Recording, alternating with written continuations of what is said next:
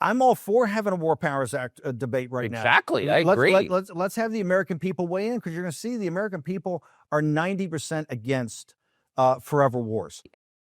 So recently, Steve Bannon sat down with Tucker Carlson on Tucker Carlson's podcast and talked about the power of war propaganda, the truth about it, how it's being used right now, and who's behind it, and why it's so related to the war in Iran right now. So let's watch, let's react. Please like the video and subscribe to the channel. And opponents of war are invariably described as allies of the enemy, and they're persecuted. Do you worry about that happening to you? You just said on camera, I don't want this war, but we're moving toward a third world war.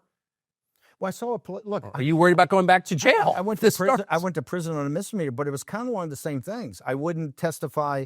I wouldn't turn, because I said this committee is not legitimate. Doesn't have a ranking member. Doesn't have a minority counsel. Is totally legitimate. Plus, he's got executive privilege. That's good enough for me. And if I have to fight this, and I think it's going to go to the Supreme Court, although I've served my prison sentence, I'm taking it up to the Supreme Court because I had a pretty good ruling, not terrible, from the appeals court. A couple of the judges are making arguments about why I should take it further. It's definitely going to happen. Look what's happening to you. I mean, I've known you for a long time, and I sit there and I look at what they're saying about Tucker. I said, what is Tucker saying so bad? He's kind of laying out these arguments that ought to be debated right now in the halls. I feel pretty moderate. Tom Cotton's coming out and saying, oh, these influencers and podcasters aren't. Well, let's have a debate. When we had a debate about the Ukraine, about the funding of Ukraine in the Senate, we beat them. This is why Mitch McConnell had to resign. Because why? Because the podcasters and influencers are much closer to the MAGA base and can deliver the heat into the House and the Senate, and they know that. I'm all for having a War Powers Act debate right now. Exactly, I agree. Let's have the American people weigh in, because you're going to see the American people are 90% against forever wars. And that's true. If you look at polling, that is the truth. However, regardless of presidential occupant, many of them get embroiled in them. Obama did, Bush did, Biden obviously did in Ukraine, and now Trump looks to be in Iran.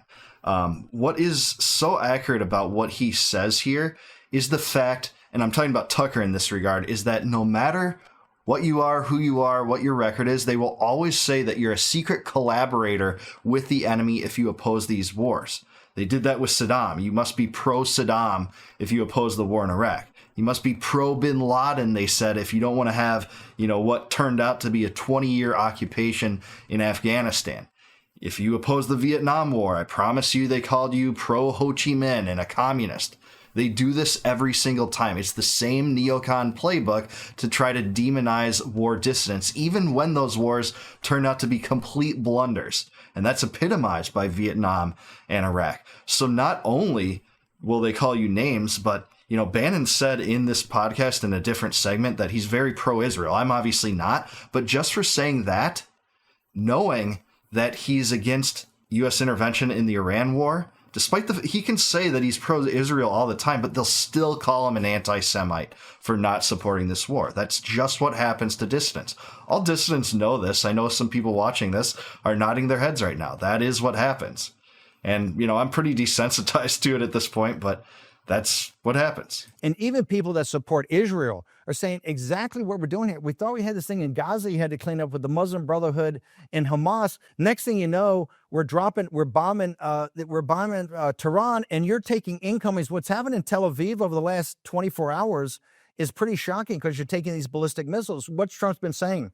Everybody calm down. Let's get back to the table. I can get actual thing. And he said, I can get it. We can take it apart. We can blow it up if we want to, but I can cut a deal. And Witkoff and Trump, if you got to talk about two deal makers that are not like diplomats, but guys actually going to get stuff done, I feel more confidence with Steve Witkoff and Donald Trump trying to work something out than continue on the shooting war, where, trust me, with a carrier battle group heading over there and all these tankers heading over to the Middle East, we are prepping right now to come in on the offensive side of combat sorties, and that's a game changer. As bad as it is now that we're a combatant, because we are a combatant, which I say, if they're unilateral, why did we get sucked in here? Where is that decision where you said, hey, Steve, decisions just get made. You never know how they get made. They're organic. There's never a moment where we stop and we say, do we want to be involved in another Middle Eastern war? Yeah, there's never a referendum among the American people to decide that, that's for sure. And why isn't there? Because they know what the result would be. The answer is no. So instead, they have to use clandestine deep state operatives to first drum up war propaganda to sell it, which they are right now. They're saying that, Iran has a nuclear weapons program when even part of the deep state, the CIA, is saying otherwise. They don't have it, and they haven't reconstituted their program. Then they sell it to the masses on cable news, the news rags, the regime news outlets. That's what we used to be inundated with completely before the world of podcasting and independent media. Thankfully, that's changing to some extent. That's, I think, the biggest source of hope for the culture and society is that the corporate media has broken down so much. But Tucker's right. They're not going to ask the American public because they know the American public are against these insane wars. Iran is not a threat to the U.S. It never was. They're pretending it was or selling propaganda to try to convince Americans of that. You just wind up there, just like everything in life. You're just like, how did I get here? But I think that's why they're attacking you, because you're saying, hang over a second. Let's have a national discussion on this right now before we get in, and they don't want that. But why the viciousness? Not toward me. I mean, I'm kind of punched out of society, but like, why is it this topic evokes a cruelty and a dishonesty that no other topic does? It's never been questioned like this. There's never been questioned out in the open. Yeah. We've never had this debate that you've kind of led for the last couple of months, and now we're actually having this debate. They've never had people in government like Tulsi Gabbard, like Bridge Colby, like others. And look, I don't think Bridge is hard enough in the Chinese Communist Party, but his book was amazing, and he's got the pivot to Asia, which we have to get to. If people want to see how the institutions and apparatuses work, and this is why the Democrats are all institutionalists now, right? Oh, we're the anti-institutional guys because we see how corrupt they are. You need not look further than CENTCOM. One of the problems we have is that Obama tried it. Obama put his whole presidency on the national security side. We're going to pivot out of Asia. We're going to pivot out of Middle East to Asia, the pivot to Asia. Put Joe Biden in charge. After 8 years, he had one combat brigade of Marines forward deployed to Brisbane, Australia, or Darwin, Australia. That was it. No other changes. No other changes. Hey. Yeah, me and Steve Bannon are a little bit at odds over policy toward China. In some ways, I think the modern populist right is just as dumb and retarded about China as the left, the American left I'm talking about, liberals, are retarded about Russia. And you can't even really separate the two because let's say you antagonize China instead of Ukraine. You have military buildup, send, your proxy in Taiwan, billions of dollars, which the U.S. does that to some extent. They also have militarized the Pacific in ways they've never done recently. And you get into a squabble over Taiwan. Well, what happens there is China is driven to the hands of Russia, just like Russia is being driven into the hands of the Chinese right now. That BRICS alliance becomes more solidified the more antagonistic the U.S. is toward either power. So even if you're not talking trade, I'm a free trader, I'm a libertarian, I believe in free markets. I don't want the government stepping in there and intervening about what Americans should buy and making it virtually impossible to buy some products because some other people over there that are not in the government have a government that is treacherous. That's essentially the argument of protectionism. I'm not for that whatsoever. But notwithstanding, the geopolitical circumstances are such that you just don't want to antagonize nuclear powers. It never pays off. But can I just ask you a pause? I supported that. That was I despise Obama. I think he wrecked the country.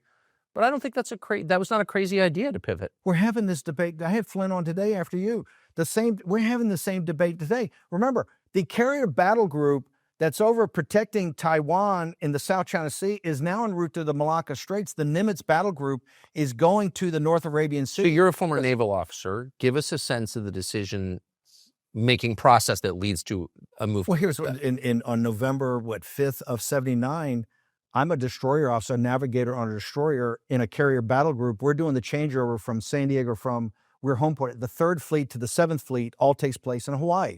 The Hawaiian operator. You do like 3 or 4 days of workup because they have a certain different lingo and a different tempo. So you got to get to how they do it. We get called in the middle of the night, the red phone, everybody line up single file and head into Pearl Harbor. Well, Pearl Harbor as a sea detail is almost impossible to do because it's so narrow, right? And Honolulu's up there. So it's not like World War II. It's very dangerous. We go in there and we hear the hostages have been taken, and now all of our assets in Korea, in the South China Sea, and in Japan are heading towards the North Arabian Sea, which the United States Navy had never been at. We had a couple of white painted destroyers in Bahrain, but we were not used to that. So we follow a carrier all the way to Korea because you had to be. We were a gas turbine. We were the only ones who could keep over the carrier 35 knots for like 2 weeks. Damn. We destroyed the ship. We destroyed the sonar dome because you go through a typhoon, you go through some heavy weather. Because we had a treaty at the time with Korea, we would keep a carrier battle group within a 24-hour strike of North Korea. So we have to get there. Once we get there, they peel us off. Us and our squadron of ships, the famous Destroyer Squadron 23, Arleigh Burke's Little Beavers, we go to the North Arabian Sea. Why? They're working up for, and that is like a hostile. I tell people, if you haven't been off the coast of Iran or Persia, as I call it, it's like the landscape of the moon. This is the most inhospitable place on Earth. I've been there. Yeah. You've been, the Straits of Hormuz, the Persian Gulf, the North Arabian Sea, and our carrier battle group stayed. We rotated out after about 4 months.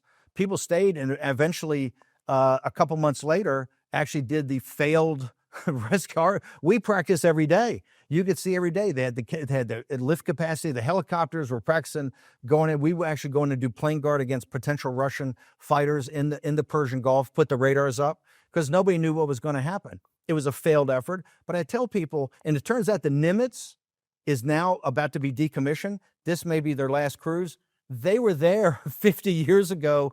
Is the first time they really got commissioned. Their first assignment was in Gonzo and Camel Station in the North Arabian Sea. So these are big decisions the Pentagon makes when they, particularly today, when they decide to take a carrier battle group, strike group, away from the South China Sea in the defense of Taiwan, given how on pins and needles we are there, because the Chinese Communist Party are not doing exercises, they're doing rehearsals for an invasion. Yeah. So this is drumming up war propaganda for antagonism toward China in this regard. But he's right. They are diverting naval resources into the Suez Canal, near the Arabian Peninsula, where, the U.S. naval fleet is off the coast of Bahrain right now. And there's about 40,000, maybe 45,000 U.S. soldiers in that region along the coastline within striking distance of Iran. So it looks like they're posturing for the U.S. to enter this in a serious way.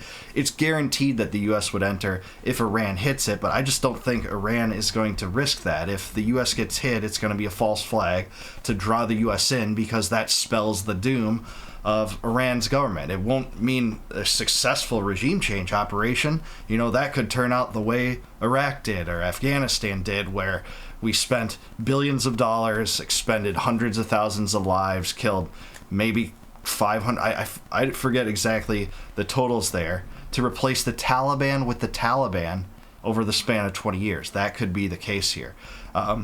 So, yeah, I'm not going to provoke tensions with China over Taiwan, of all places, but, that's exactly the rhetoric that was used to defend Ukraine. It's, Russia's antagonizing and practicing for the invasion of Ukraine, so we have to support Ukraine.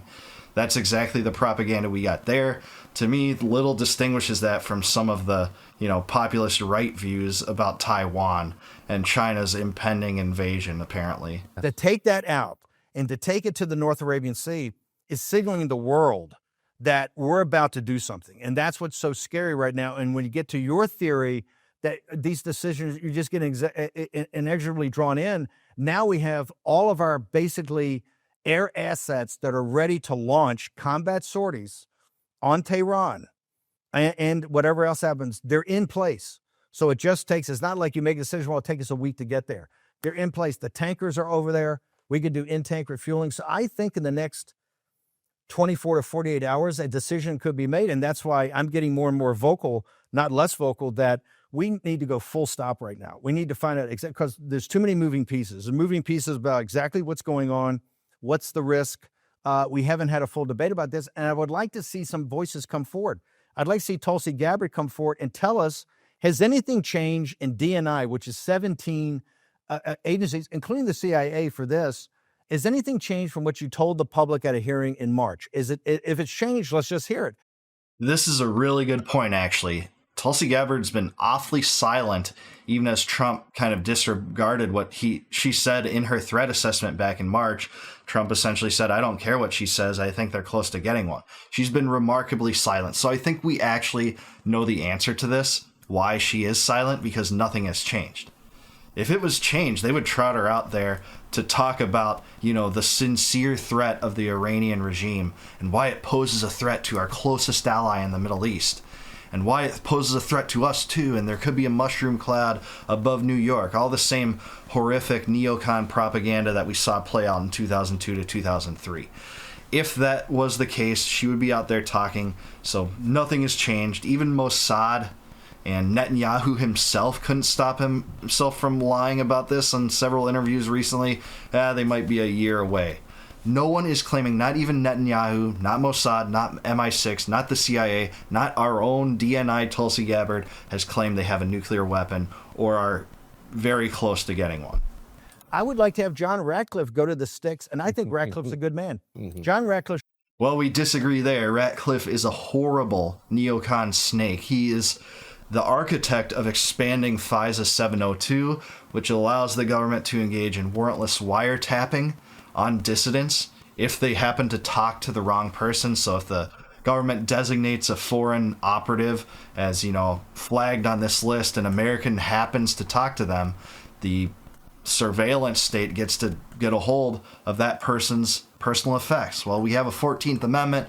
I know the government doesn't always entertain it or pretend it exists. Certainly we know that from the NSA surveillance program, but Ratcliffe supported that. He's a snake. He's a pro-neocon warmonger and a bad choice to head the CIA. And Gabbard's better for sure, even though Gabbard's not perfect in my estimation either on foreign policy. She's very ardently pro-Israel too. Should go to the sticks and say two things. Number one, we had no involvement at all in the Ukraine assault under Russia. Just say it, because he's kind of been in hiding in that. And then he ought to be open to He's never criticized. No one ever criticizes John Ratcliffe. Well, the reason I think they're not Ever. I think the reason they're not criticizing Too late. My viewers just watched it. Unfold. John Ratcliffe, and John Ratcliffe's a good man. But you have to remember, John Ratcliffe was a mayor of a small town in Texas that went to Congress, did a great job. President Trump likes him a lot. He's got Mike Ellis over there, but they're two guys, right? We don't have 10 political appointees, which we should have. We got two guys running that building. That's the way the agency's structured. There's no civilian control of the CIA. Yes. Well, you know better than anybody, but it runs the way it's going to run. I mean, we send Pompeo over there. It's an army. It's a business. It's a government agency. It's a country. It's a venture capital firm. It's literally a venture capital firm. And its budget is unknown. Its reach is, and we have no idea what they're doing. Of course, because the majority of things that they do are not, U.S. government employees doing. Even the door kickers. No, they're working through some exile group they've been funding for 30 years, right? They will also look you right in the eye. Oh, I know. And lie to you. Oh, because that's the wilderness of mirrors, right? Look. And they're smart. Somebody said to me the other day, someone knowledgeable said, the problem with the U.S. government is like, why can't we do this or that? And if you wanted light rail, we couldn't do it. And this person said, because all the smartest people in government are at CIA. Yeah. They also, with the interagency. Well, yeah, they're really smart at manipulating people into supporting endless forever wars, that's for sure. Track record indicates that. So if you want to constitute that as smart, I suppose so. Agency process, they control the entire process. This is why downsizing NSC was so important. When you have this, we had these detailees that come from all the different departments, because NSC should have 30 people, but it had 250.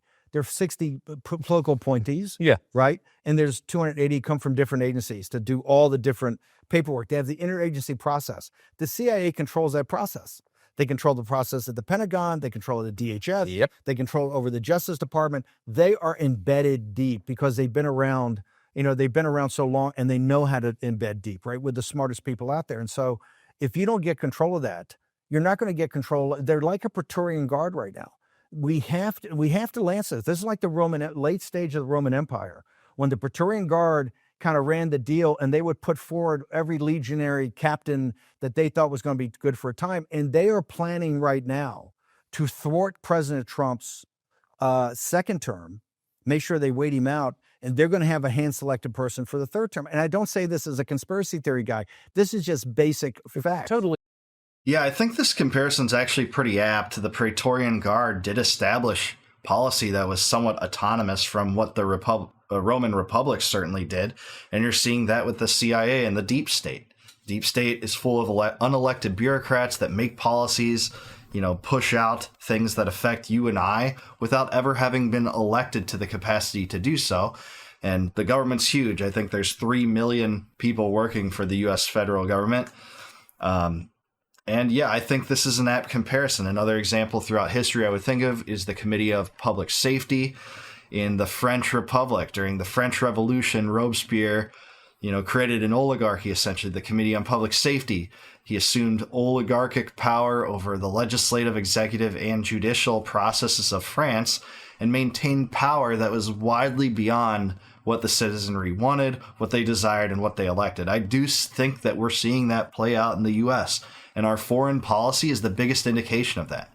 Like, which elected official ran on bombing Iran? Even some of the most ardent neocons were smart enough not to run on that because their constituencies, or their ostensible constituencies, didn't want that. Their true constituencies, Raytheon and Lockheed Martin and Netanyahu, they do want that. True. They're so clever that if you criticize them, they will leak to people that you work for them. I happen to know. Which is kind of brilliant. If you're an effective critic of CIA, Joe Kent, I've lived this personally, but also Joe Kent, who's just a wonderful man, a totally sincere man. Great man. Former CIA contractor, lost his wife in Syria in Obama's Syria war, and became an opponent of the way things are running. And CIA played in his primary. And the way they did it was by convincing Republican primary voters that Joe Kent, who's the single most effective critic of CIA in the United States, was actually working for CIA. I mean, wow! I tipped my non-existent hat in deference to the brilliance of that. Yeah, these schemes are crazy. They'll try anything to take people down that are actual opponents of the deep state. We saw this about what happened with Ron Paul. They basically called him a racist. All sorts of nonsense like that. And there's endless schemes to do that. I know that Tucker himself, they leaked communications that Tucker had made with Edward Snowden. They leaked the fact that he was meeting with Snowden when he was in Russia. And Semaphore leaked that. There was CIA involvement supposedly because Tucker believes, his phone was tapped for that. Otherwise, that could never have gotten out. So, yeah, they play these games and we know what they're trying to do. They're trying to keep the forever wars going, keep the propaganda going. And everyone that has the gumption or the will to criticize it is an enemy, is their enemy, the enemy of the deep state. This is how brilliant they are. You notice with President Trump, the arc that he went through on Friday.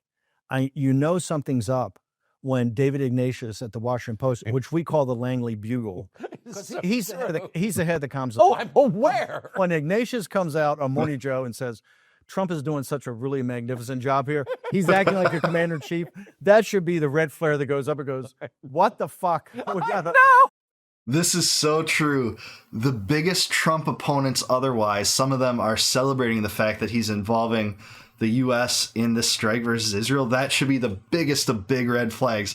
I love that this point is being made, and we can see this for what it is. And Tucker's laughing about it. I'm laughing too because of how true this is. It's so accurate that the political opposition toward Trump, the typical opposition to him, is not going to rake him over the coals over this. Because this is what the regime wants. This is what the establishment wants.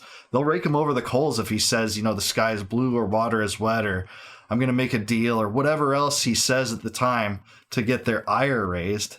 But in this, if he tweets a mean way, they'll just talk about it endlessly for the next 2 days. But in this regard, starting a war, he's to be commended by these villains. So, it's too fun. That's why I don't have a TV, because it's too frustrating to watch.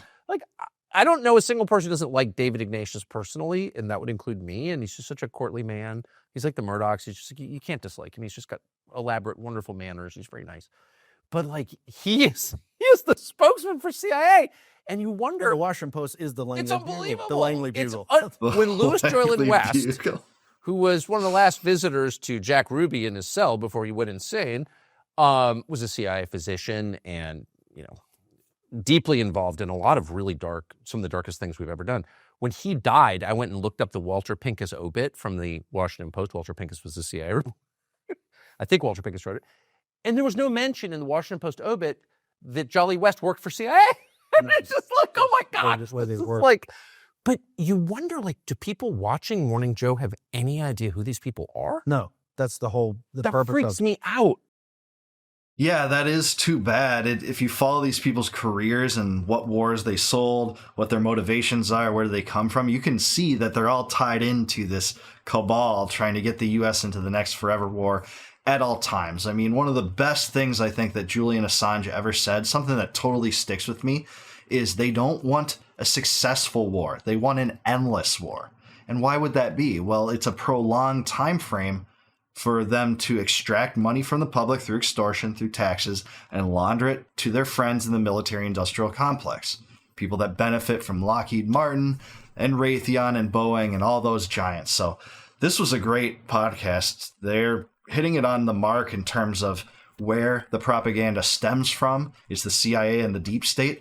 And the reason it exists is because innately, just naturally, if the propaganda wasn't involved, Americans don't support these wars. And most of them still don't. I think a lot of them are seeing through this, especially in the age of new media where, hey, many of us are of age. We remember the Iraq War. They're selling it the exact same way. And the exact same people are selling it that way, by the way. And people take notice. But you can't sway Americans to support these wars without the war propaganda. You could if another country invades us or hits us, like in 9/11. It's not like that took a huge propaganda effort to enact strikes in Afghanistan. But the longer it went on, you could tell people started having questions because this ended up being a 20-year occupation. But these guys have it right. The war propaganda is what's necessary to squash before wars transpire, before they fester, before the regime can foment them, lay the case, lay the foundations and the cornerstones, and eventually implement them. But I do want to hear what you guys think. Do you think that the war propaganda is generally being rejected by the American populace in terms of Iran? Let me know in the comments below. And please consider supporting me as a YouTube member or a Patreon patron to support the channel. I'd really appreciate it. Like the video, subscribe to the channel, and until I see you guys next time, no more war, no more debt, no more inflation, and no more empire. Peace out, guys. I'll catch you in the next one.